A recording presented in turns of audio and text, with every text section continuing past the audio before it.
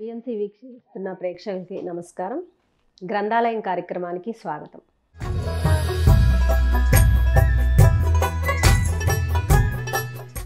నా పేరు రాజ్యలక్ష్మి. మనం జీవాత్మ ప్రపంచ నియమాలు అనే పుస్తకం ద్వారా మన ఇక్కడ భూమి మీద మనం ఏ స్థితిలో ఉన్నామో అది తెలుసుకుంటున్నాం ఫ్రెండ్స్. ఎవరైనా సరే జీవిత పరమార్థం తెలుసుకుంటే వారి నిర్ణయాలు, ప్రవర్తన, లక్ష్యాలు, జీవితం పయనించే దిశ, మతం, ఇహ పరలోకాల సార్థకతకు సంబంధించిన విషయాల్లో మెరుగైన మార్గాన్నే అనుసరించగలరు. శరీరం వదిలాక ఆత్మలు ఏం చేస్తుంటాయి, మరల జన్మను తీసుకోవడానికి ఎలాంటి జ్ఞానాన్ని పొందుతాయి, అసలు జీవాత్మ ఈ ప్రపంచ నియమాలతో ఎలా జీవిస్తుంది అని తెలుసుకోవాలంటే జీవాత్మ ప్రపంచ నియమాలు అనే గ్రంథం గురించి మన గ్రంథాలయం కార్యక్రమంలో తెలుసుకుందాం. ఎలా ఉంటే మనము నిన్నటి ఎపిసోడ్లో జిమ్మీ గారి గురించి ఆయన యొక్క జీవితం ఎలా ఉంది, ఎలా ఆయన చేసిన పనుల ద్వారా ఏ ఆవరణలోకి వెళ్ళారు అనే దాన్ని తెలుసుకున్నాము.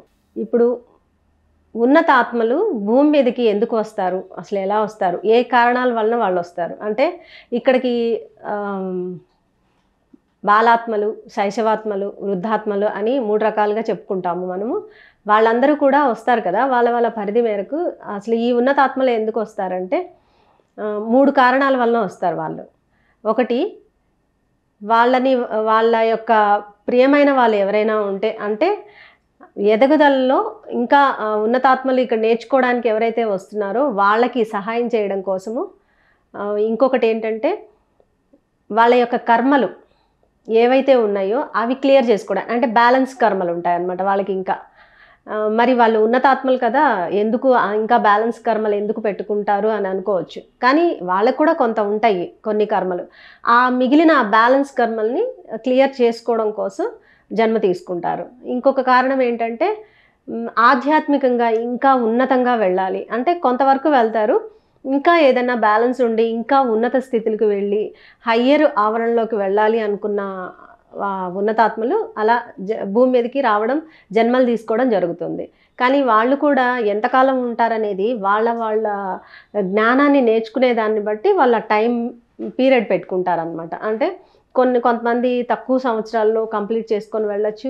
కొంతమంది అంటే వాళ్ళ యొక్క పని, వాళ్ళ యొక్క లక్ష్యం ఎప్పటి వరకు నెరవేరుతుందో అది ఉండొచ్చు. కొంతమంది లాంగ్ పీరియడ్ పెట్టుకోవచ్చు, కొంతమంది 50 years 60 years, లేదంటే కొంతమంది 30 years వరకే ఉండొచ్చు. అలా మనం చాలామందిని చూసాం, బాగా నాలెడ్జ్ పరంగా ఉన్న వాళ్ళు, చిన్న వయసులోనే వెళ్ళిపోయిన వాళ్ళు. ఎగ్జాంపుల్కి వివేకానంద గారు, అలాగే ఆదిశంకరాచార్యులు వారు. అంటే వాళ్ళ లక్ష్యం వాళ్ళకి అక్కడికి నెరవేరినప్పుడు వాళ్ళు ఇంకా ఇక్కడ ఉండరన్నమాట ఈ భూమి మీద. మా పని అయిపోయింది, మేము వెళ్ళాలి అని చెప్పేసి అనుకుంటారు. ఇలా ఆత్మలు భూమి మీద జన్మ తీసుకోవడం జరుగుతుంది ఫ్రెండ్స్. వీటిలో మనము ఎక్కడున్నామనేది మనకే అర్థమవుతుంది. అంటే మనం చేసే పనులను బట్టి మనము అనుభవిస్తున్న కర్మానుసారం ఇంకా మనం ఎందుకు ఇంకా ఈ కష్టాలు, కన్నీళ్ళు, ఈ బాధలు, దుఃఖాల్లో ఉన్నాము అనేది తెలుసుకోవాలంటే ఇక్కడ మనకి వాళ్ళు ఏం చెప్తున్నారంటే భూమి మీద జరిగిన కొంతమంది అనుభవాలని వాళ్ళు మనకి స్టోరీల రూపంలో, అంటే కథల రూపంలో మనకి ఎక్స్ప్లెయిన్ చేస్తున్నారు. ఇవి వాస్తవంగా భూమి మీద జరిగినవే. వాళ్ళంతా శరీరం వదిలేసిన తర్వాత పైలోకాలకి వెళ్ళాక వాళ్ళు ఏ ఆవరణలో ఉన్నారు, ఎలా వాళ్ళు మరలా వాళ్ళ కర్మల్ని ఎలా దగ్ధం చేసుకున్నారు అనే దాని గురించి అలా కథల రూపంలో కొంతమంది అనుభవాలు చెప్పడం జరిగింది. అంటే వాళ్ళ పేర్లు అవేమి మనకు చెప్పలేదు, కానీ ఒక స్టోరీ లాగా చెప్పడం అయింది. అయితే ఇది కథ కదా, ఇది కథే కదా అని అనుకోవడం కాదు.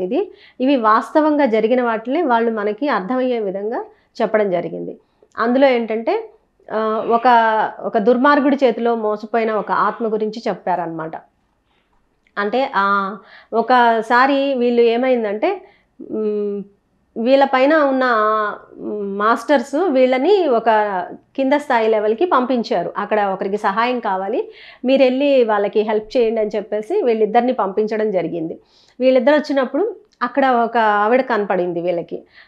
ఆమె అడుగుతుంది, నాకు ఎవరైనా సహాయం చేస్తారా, నేను ఇక్కడ ఉండలేకపోతున్నాను, నన్ను వీళ్ళు ఇబ్బంది పెడుతున్నారు అని భగవంతుడిని కోరుకుంటుంది అనమాట.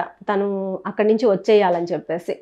ఆహ్, అంటే ఇప్పుడు చూడండి, మనం ఏదైనా ఒక ప్లేస్‌కి వెళ్ళినప్పుడు ఎప్పుడెప్పుడు మన ఇంటికి వెళ్ళిపోదామా అనే మన లోపల ఎలా ఉంటుంది ఒక గుబులుగా, అలా ఉంది ఆవిడ పరిస్థితి కూడా అక్కడ. అప్పుడు వీళ్ళు అడిగారు వచ్చేసి, "మేము నీకు సహాయం చేస్తాము. అసలు నువ్వు నిజంగా పశ్చాత్తాప పడుతున్నావా? నీ లైఫ్‌కి అసలేం జరిగింది?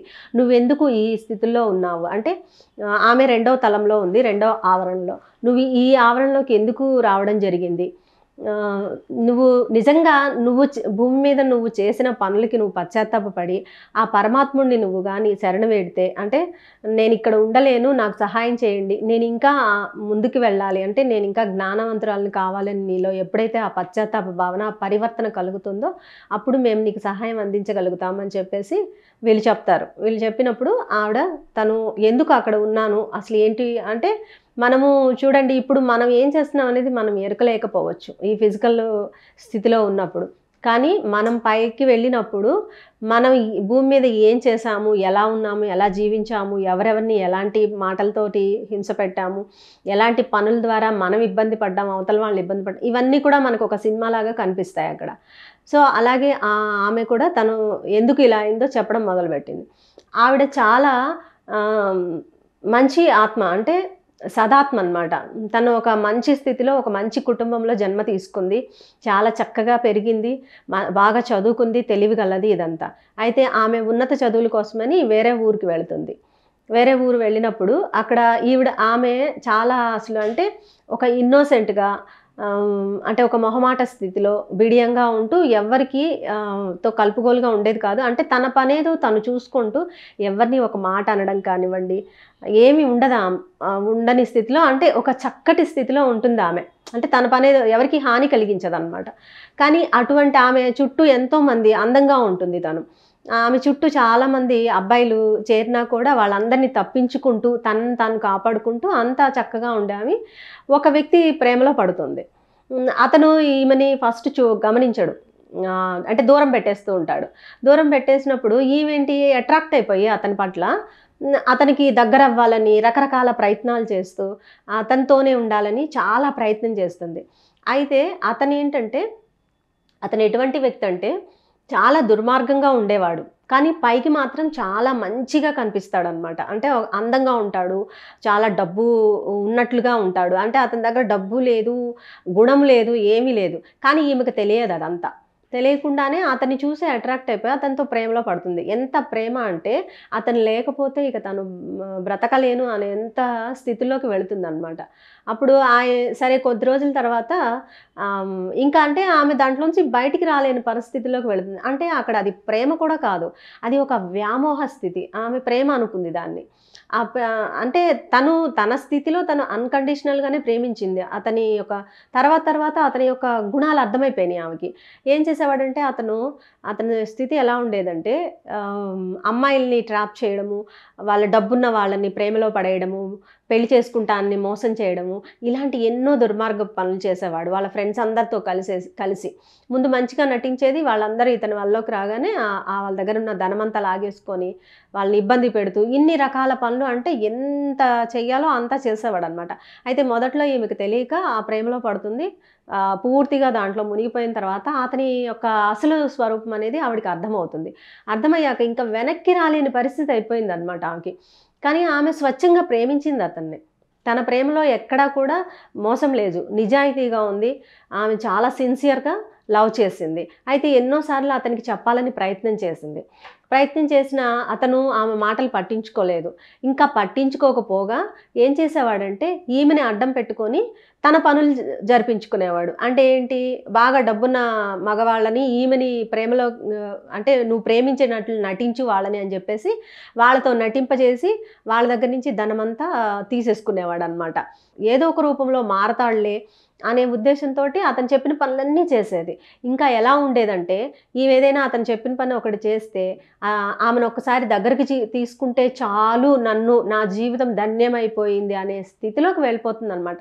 చూడండి, ఒక గొప్ప స్థితిలో భూమి మీదకి వచ్చిన ఒక ఆత్మ పక్కా ఆ సహవాసాల వల్ల, అంటే ఆ ఎరుక లేని స్థితి ఉండడం వలన ఎంత దయనీయమైన స్థితిలో పడిపోతుందంటే చూడండి. అంటే మరి అంత నాలెడ్జ్ ఉంది కదా అంటే అక్కడ ఉండొచ్చు పైలోకాల్లో ఆ జ్ఞానంతోటి రావచ్చు. కానీ ఇక్కడికొచ్చాక ఆ మాయలో ఉన్నప్పుడు ఇలాంటివే జరుగుతూ ఉంటాయి. అందుకే ఎరుకతో ఉండాలి. మనం జీవించే ప్రతి జీవితం కూడా, ప్రతి క్షణం కూడా ఎరుకతో ఎప్పుడైతే జీవిస్తామో మనం ఎవరు ఎలాంటిదనేది తెలుసుకోగలుగుతాం అనమాట. సో, అలాంటి క్రమంలో ఆమె అలాగా అన్నీ అతను ఏ పని చెప్తే ఆ పని చేయడం, అతని మీద వ్యామోహంతోటి అన్నీ చేసిద్ది. తర్వాత ఒకసారి ఒక ధనవంతుల అమ్మాయి కనపడుతుంది. ఆ అమ్మాయిని పెళ్లి చేసుకుంటాడనమాట. ఆమెకి ఒక తండ్రి ఉంటాడు. అతను ముసలివాడు. అయినా సరే ఈయన ఏం చేస్తాడంటే ఇంకా అతని దగ్గర ఉన్న ధనమంతా తీసుకోవాలంటే "నువ్వు వెళ్లి అతన్ని ప్రేమించు, అతన్ని పెళ్లి చేసుకుంటా అని నటించు" అది ఇది అని చెప్పేసేసి బలవంతంగా ఒప్పిస్తాడు ఆమెని. ఆమె చెప్పిద్ది అప్పటికి కూడా. నువ్వెలాగో ఈమె ఏమైంది, ఈమె ఇప్పటివరకు ప్రేమించింది గదా! ఈమెను కాదని ఆ ధనవంతురాలిని చేసుకునే వరకు దీనికి చాలా బాధనిపిస్తుంది. ఇంకా అసలు లోపలంతా ఏమవుతుంది, ఆ స్త్రీ పట్ల ఒక ద్వేషము ఇలాంటివి కలుగుతాయన్నమాట. మరి చూడండి ఫ్రెండ్స్, మనం అనుకున్నది జరగకపోతే ఆ వ్యక్తికి నేను ఇంత చేశాను, అయినా సరే అతను వేరే వాళ్ళని అట్రాక్ట్ అవుతున్నాడు అని ఆ ద్వేషం ఏమవుతుంది, ఇతని మీదే కాకుండా ఇతనితో ఎవరైతే ఉన్నారో వారందరి మీద కూడా రావడం జరుగుతుంది. అంటే మన లోపల గుణాలు లేనివి కూడా క్రియేట్ అవుతాయన్నమాట. తర్వాత ఇంకా నువ్వు ఈ పని చెయ్యి, చేస్తే నేను నిన్ను ఇంకా ఏదో ఆశ ఆమెకి అతని పట్ల. ఆశతోటి ఆ ముసలి వ్యక్తి దగ్గరికెళ్ళి తనని ప్రేమిస్తున్నా అని చెప్పేసి అతన్ని పెళ్లి చేసుకుంటుంది. పెళ్లి చేసుకున్న తర్వాత కొద్ది రోజులకి ఇతనేం చెప్తాడంటే, అతన్ని చంపేసేయి, ఆ ఆస్తి అంతా నీకొస్తుంది, అప్పుడు దాన్ని మనిద్దరం ఎంజాయ్ చేద్దామని చెప్తాడు. అయితే ఎక్కడో ఆమెకి ఒక చిన్న రియలైజేషను స్టార్ట్ అవుతుంది లోపల. ఎందుకంటే ఈమె పెళ్లి చేసుకున్న అతను ఈమెను చాలా బాగా చూసుకుంటాడనమాట. అంటే ఈమెలో ఉన్న పాత యొక్క వ్యక్తిగత కారణాలు, ఆ గతాన్ని ఏమీ పట్టుకోకుండా ప్రజెంట్‌లో ఆమెని మంచిగా చూడడం చేస్తాడు. అక్కడ ఆ మంచితనం ఆవిడకి ఎక్కడో ఒక మూల తాకుతుంది. మనసుకి తాకి, హృదయానికి తాకి, ఓహ్! ఇది నేను ఏదో చాలా తప్పు చేస్తున్నాను. ఇక నుంచైనా నన్ను నేను బాగు చేసుకోవాలని ఎక్కడో ఆవిడకి మొదలైంది. కానీ ఈవిడ ఉన్నదేంటి? ఏ స్థితిలో ఉంది? అటువంటి వ్యక్తితో ఉన్నప్పుడు అతను వదులుతాడా? వదలలేదు. తిను మారాలనుకున్నా అతను మారనీయని స్థితికి తీసుకొచ్చేసాడు.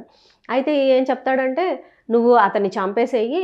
అప్పుడు ఆ ఆస్తంతా మనం తీసుకొని మనం ఎంజాయ్ చేద్దామంటే" ఆవిడ చాలా చెప్పిద్ది. "వద్దు, ఇప్పటికి ఎన్నో మనము పాప పనులు చేశాము. నీతో పాటు నేను కూడా చేశాను. నేనిది కాదు." వాళ్ళ తల్లిదండ్రులొచ్చి పాపం బతిమలాడతారు. "నువ్వు ఇక్కడ ఉండొద్దు, వచ్చేసేయి మాతోటి" అని చెప్పిన ఆమె ఇతని మీద వ్యామోహంతోటి అది వినకుండా వాళ్ళని కూడా దూరం చేసుకుంటుంది. తన కుటుంబాన్ని కూడా దూరం చేసేసుకుంటుందనమాట. అంటే ఒంటరిదయిపోయింది. ఇంకా ఇతని గుప్పిట్లో బందీ అయిపోయింది. ఇంక ఇతను ఎలా చెప్తే అలా ఆడాల్సిందే.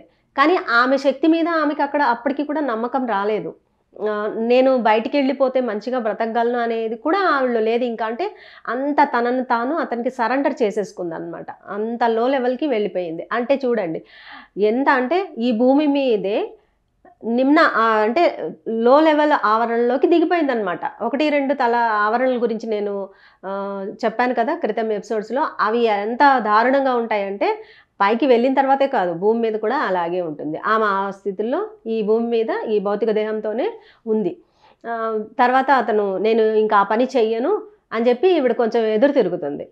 ఎదురు తిరిగితే, "లేదు, నువ్వు చెయ్యాల్సిందే. నువ్వు చెయ్యకపోతే ఇప్పటివరకు నువ్వు చేసిన పనులన్నీ నేను పోలీసులకి చెప్పేసి నిన్ను పోలీసులకి పట్టిస్తానని" బెదిరింపు మొదలెడతాడు. సరే ఇంకేం చేస్తుంది? సరే అని ఇంకా తప్పనిసరి పరిస్థితిలో ఒప్పుకుంటుంది. ఒప్పుకున్న ఆమె మనసు అంగీకరించలేదు అతన్ని చంపాలనేది. అయితే ఇతనికి ఏమర్థమైందంటే ఈవిడ ఎలాగూ రివర్స్‌లో అయిపోతుంది కదా! ఇప్పుడింకా ఈవిడ నేను చెప్పిన పని ఎలాగూ చెయ్యదు అని చెప్పేసి అతనే ఏం చేస్తాడంటే, అతనే ఆ ముసలి ఆయన్ని చంపేసి, అంటే ఈమె భర్తని చంపేసి ఆ నేరం ఈమె మీదకొచ్చేలాగా చేస్తాడు. చూడండి ఫ్రెండ్స్, చేసి అతను పారిపోతాడు. అంటే అక్కడ ఆమె అప్పుడు జైలుకి వెళ్తుంది. ఇంకా పోలీసులొచ్చి అరెస్ట్ చేసి జైలుకి తీసుకెళ్తారు. అక్కడ ఆమె చాలా రియలైజేషన్ జరిగి తను ఏ తప్పులు చేశానో అవన్నీ కూడా తను మననం చేసుకొని దాంట్లోంచి బయటికి రావడానికి చాలా ప్రయత్నం చేయాల్సొస్తుంది. కానీ అప్పటికేమైంది? తను ఎంత రియలైజ్ అవ్వాలి? ఎన్ని క్లియర్ చేసుకోవాలి? మరి అది జరగలేదు. అంటే ఒక వ్యక్తికి ఎట్లా మనము ఇబ్బందులు కలిగిస్తామో దాని యొక్క ఫలితాన్ని మనం అక్కడ అనుభవించాల్సొస్తుందనేది ఆమెకి అర్థమైంది. కానీ చివరికి ఏం జరిగింది? అతనేం చేశాడు? ఆ ధనం తీసుకున్నాడు, వెళ్ళిపోయాడు. అక్కడ ఆ భార్యను కూడా వదిలేశాడు. ఆమె దగ్గర ధనం కూడా తీసేసుకున్నాడు. వెళ్ళిపోయాడు. ఈమె ఏం చేయాలి ఇప్పుడు? ఆమె జైల్లో జీవితం గడపాల్సొచ్చింది. ఎన్నో ఇక పోలీసులు పట్టుకొని వెళ్ళిపోయినప్పుడు తనేం చేసిందంటే వాళ్ళ నుంచి తప్పించుకొని పైన ఒక బిల్డింగ్ మీద ఎక్కేసి దానిపై నుంచి దూకి ఆమె సూసైడ్ చేసుకుందనమాట. ఎందుకంటే ఆ జీవితాన్ని ఆమె జీవించలేకపోయింది. తను లేకపోతే నేను బ్రతకలేను అనే స్థితిలో ఉన్నామె ఇప్పుడు ఎలా అవుతుంది? కానీ ఆమె అక్కడ తన తప్పుని తెలుసుకొని ఆ జైల్లో తన జీవితాన్ని ఒక మంచి స్థితిలోకి మార్చుకోగలిగితే చాలా ఆమె ఈ భూమి మీద ఉన్నప్పుడే రియలైజ్ అయిపోయేది. చక్కగా తను మరలా మంచిగా ఎదిగేది. అంటే ఇక్కడ చేసిన ఈ కర్మలన్నింటినీ కొంతవరకైనా క్లియర్ చేసుకోగలిగేది. కానీ అక్కడ ఆమె ఇంకో తప్పు ఏం చేసింది? తన జీవితాన్ని అర్ధాంతరంగా ముగించేసింది. ఆ ముగించడం వల్ల ఏం జరుగుతుంది? సో రెండవ ఆవరణలోకి పడిపోయింది. ఇంకా అక్కడ ఆ నరకం తట్టుకోలేక భగవంతుణ్ణి అక్కడ కూడా అలాగే ఉంటుంది కదా. ఈ భూమి మీద ఎవరైతే తన అధీనంలోకి చేసుకొని తనని ఇబ్బంది పెట్టారో ఈవిడ బాడీ వదిలేసిన తర్వాత కూడా ఆత్మని అలాగే వేరే సోల్స్ అటాక్ చేసేసి ఆవిడని బలహీనపరచడం స్టార్ట్ చేశాయి. సో అక్కడ పడి ఉండొచ్చిన ఆమె ఇవి తట్టుకోలేక ఇప్పుడు తను శరణ అడిగిందనమాట. అయితే వీళ్ళేం చేశారంటే సరే నిజంగా నువ్వు పశ్చాత్తాప పడుతున్నావా? నువ్వు చేసిన పనులకి పరివర్తన చెందుతున్నావా అనేసి అనుకున్నారు. అయితే ఈమె అడిగినంత వెంటనే కూడా అక్కడ వాళ్ళు ఒప్పుకోరనమాట. అంటే అసలు నిజంగా ఆమెలో అది ఉందా? లేదా అంటే ఊరికే అక్కడి నుంచి తప్పించుకోవడానికి తను అలాంటి ప్రయత్నాలు చేస్తుందా అనేది వాళ్ళు తెలుసుకుంటారు. తెలుసుకున్న తర్వాతే వాళ్ళకి సహాయం అందిస్తారు. ఎందుకు అంటే అది తెలియకుండా సహాయం చేస్తే మళ్ళీ వాళ్ళు అదే స్థితిలోకి వెళ్ళిపోతే ఆత్మ లెవెల్లో కూడా ఇంకా వీళ్ళు చేసిన దానికి ఉపయోగం ఉండదు కదా. అంటే ఇంకొకరికి మళ్ళీ ఇబ్బంది కలుగుతుంది. సో చూడండి ఫ్రెండ్స్, అంటే అంత క్లియర్గా ఉంటుందన్నమాట యూనివర్స్లో లా అనేది. ఎట్లా ఉంటుందంటే అంత సింపుల్గా ఉంటుంది, అంత డెప్త్గాను ఉంటుంది. అక్కడ అప్పుడు ఆమెని వాళ్ళు వాళ్ళు ఏ ఆవరణలో అయితే ఉన్నారో ఆ హెడ్ దగ్గరికి తీసుకువెళ్ళి ఆమెను చెప్తే అప్పుడు అడుగుతారు. అయితే ఈమె కోలుకోవాలి అంటే చాలా టైం పడుతుందన్నమాట. ఆమె మరి వెంటనే పైన ఆవరణలకి వెళ్తుందా అంటే వెళ్ళదు. ఆవిడ్ని 4వ ఆవరణ వరకు తీసుకురాగలిగారు. తీసుకొచ్చి అక్కడ ఉంచి ఆమె ఎలా మారాలి, ఏం చేస్తే ఆమెలో మార్పు అంటే ఆమె చేసిన కర్మలకి క్లియర్ అవుతూ వస్తాయి అనేది ఆవిడకి అక్కడ వాళ్ళు గైడెన్స్ ఇవ్వడం అనేది జరిగినప్పుడు ఆవిడ మెల్లమెల్లగా దాంట్లోంచి బయటికి వచ్చి తనను తాను ప్రక్షాళన చేసుకుంటూ అంటే జ్ఞానం తీసుకోవడం అనమాట. అక్కడ ఆత్మకి ఎప్పుడైతే ఆ జ్ఞానం అనేది అందుతుందో అప్పుడు ఈ ఫిజికల్ లెవెల్లో ఉన్నాయి మరి రియలైజేషన్ అనేది రావాలి కదా. అక్కడ ఎంతో సేవ చేయాలి. ఆ సేవ చేయాలి ప్లస్ తన లోపల అంతర్మదనం జరిగి తన నుంచి తాను అంటే తన లోపల ఉన్న ఆ గుణాలని క్లియర్ చేసుకుంటూ అసలు ఉన్న ఆ ఆత్మస్థితిని మార్చుకోవాలి. ఇవన్నీ కూడా వాళ్ళ హెల్ప్. ఇక్కడ కూడా ఏమవుతుంది అంటే ఇదంతా ఫీడ్ అయి ఉంటుంది కదా, అంత తొందరగా వాళ్ళు రారు. ఇంకా ఈ ఒక్కొక్కళ్ళైతే ఎలా ఉంటుందంటే ఇంకా నేను భూమి మీదే ఉన్నాను, ఆ కష్టాలే అనుభవిస్తున్నాను అని ఫీల్ అవుతూ ఉంటారు. ఎందుకంటే నేను దీనికి సంబంధించిన ఒక మూవీ చూశాను. దాంట్లో కూడా అంతే. ఆ డాక్టర్ చనిపోయాక ఒక గాయంతో చనిపోయినప్పుడు అతను పైకి వెళ్ళిన తర్వాత వాళ్ళు గాయం ఉందంటే ఈ గాయం మీరు ఎలా నయమైపోతుంది తొందరగానే, అది హీల్ చేస్తామని వాళ్ళు మనకి ఇక్కడంటే మెడిసిన్స్, కానీ అక్కడ మెడిసిన్స్తో ఏం పని ఉంటుంది ఫ్రెండ్స్, ఒక శక్తి ద్వారా హీల్ చేస్తారు. హీలింగ్ ఎనర్జీస్ ద్వారా దాన్ని క్లియర్ చేయొచ్చు. సో చెప్తే అతను నమ్మడు. నేను డాక్టర్ని, మీరు ఎలా అసలు మెడిసిన్ లేకుండా డాక్టర్ లేకుండా ఎలా క్లీన్ చేయగలుగుతారు, ఎలా హీలింగ్ అవుతుంది, అది తగ్గదు అది అని చెప్పేసి అతను ఎదురువాదం చేస్తాడు. అంటే అక్కడ అతనికి ఇంకా నేను భూమి మీదే ఉన్నాను అంటే ఆ భూ వాతావరణంలో ఉండే అంత పరిస్థితులు అంత తొందరగా వదిలిపెట్టి వెళ్ళవన్నమాట. ఇంకా అక్కడ ఆకలి వేయడము, దప్పిక వేయడము ఇదంతా ఉంటుంది కొంతవరకు. ఎప్పటి వరకు అంటే వాళ్ళు ఎప్పుడైతే జ్ఞానం తీసుకుంటారో అప్పటి వరకు అదే స్థితి కంటిన్యూ అవుతూ ఉంటుందన్నమాట. సో అలాగే ఈమె కూడా అదే స్థితిని తను ఇంకా చూడండి, ఎప్పుడైనా మనకి ఒక పీడకల వస్తే ఎలా ఉలిక్కి పడి లేస్తామో అలాగనమాట.